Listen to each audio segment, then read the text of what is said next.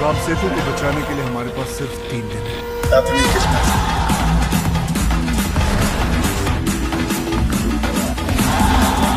दुनिया का सबसे बड़ा नशा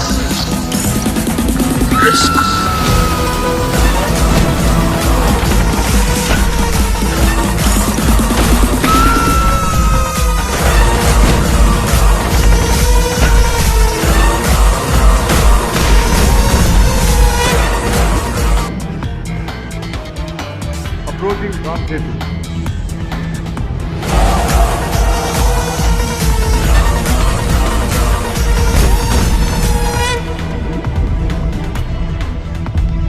Approaching Ram Setu.